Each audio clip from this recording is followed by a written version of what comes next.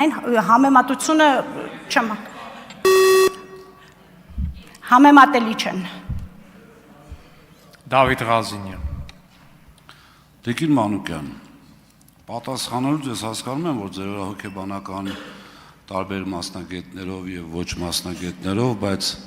նաեւ պրակտիկ արդեն փորձ ունեցող, ինչու ոչ նաեւ հոգեբանական տերոր է իրականացում, բայց շատ լավ ընթանում, դուք պետք է ընդամենը ասեք, երբ որ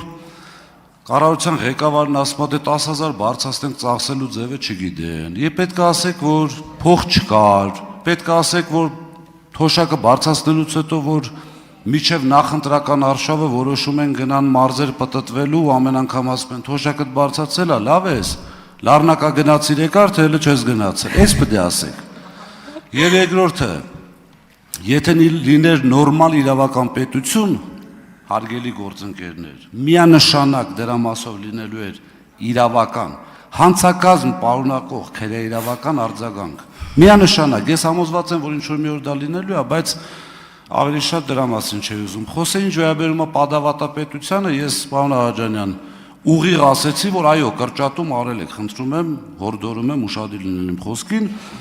եւ հիշել 15 թվականի ընդդիմադիր Նիկոլ Փաշինյանի խոսքը։ Հայաստանի Հանրապետությունում պետք է լինի 30-ից 35 ծառայական մեքենա հատուկ պահպանության ենթակա անձած համար։ Եվ զանգել էր, թե գրել էր Դանիայի խորհրդարան, այնտեղից անունազգանունել էր տվել, չեմ հիշում, պատասխանել էին մի մեքենա, անգամ այդպես դրամատիկ ներկայացնում էր այս ամբիոնից, որ ասում եմ ձեռ ես առնում, հələ լավ հիշի, այդ Դանիայի պաշտոնյային, եթե կարիք լինի, տեսանյութը կտամ։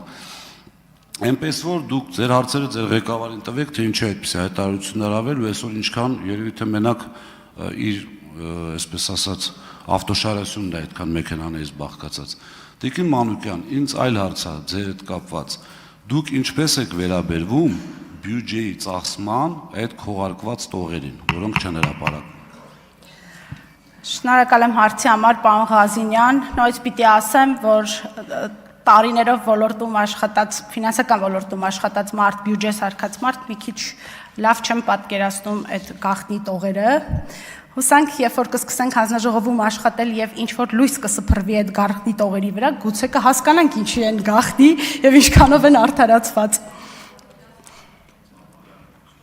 Արձագանք։ Տիկին Մանուկյան, ես ձեզ ճանաչում եմ ու ես երբեք չեմ սիրում խոսքեր շռայլել, ինչպես տեսնում եք մեր տեխնացուն կին է եւ մենք բոլորը շատ մեծարում ենք եւ հարգում ենք կանանց, ձեր տպավորությունը սխալ է իմ մասին։ Ես համոզված եմ, որ դուք ձեր համառությամբ եւ մի շատ կարեւոր հանգամանք կա, գիտեք, անդադ ինչ որ տենց կծելով, կպրելով ձեր իշխանությունը, չգիտեմ, մարդ, որը երբևէ որևէ կապ չի ունեցել, այդ մարդուն ճիշտ չի իմ կարծիքով, որովհետև ես չեմ կարող օրինակ ԿՊԱ-ականներից ինչ-որ մեկին, որը որևէ ձևով որևէ կապ չի ունեցել ինչ-որ իշխանության հետ, ուղղակի կանգնեմ ասեմ, այս իշխանության հետ կապ ունես։ Ձեր համառությունը, ես նկատել եմ դա, նաև ձեր տարբեր բիզնեսներում ներդրում է այդ բիզնեսների հաջողության մեջ, ես համոզված եմ, որ Հայաստանի Հանրապետությունը ձեր ընտրվելու պարագայում կլինի շատ ավելի շահեկան վիճակում, բայց համել ձեր տեղը չեմ կարող ասեմ, չեմ խնդրում, որ չընտրեք։ Շնորհակալ եմ, պարոն Ղազինյան։ Աղվան Վարդանյան։ Շնորհակալ եմ։ Տիկին Մանուկյան, ձեր ելույթից հետո նախագահությունում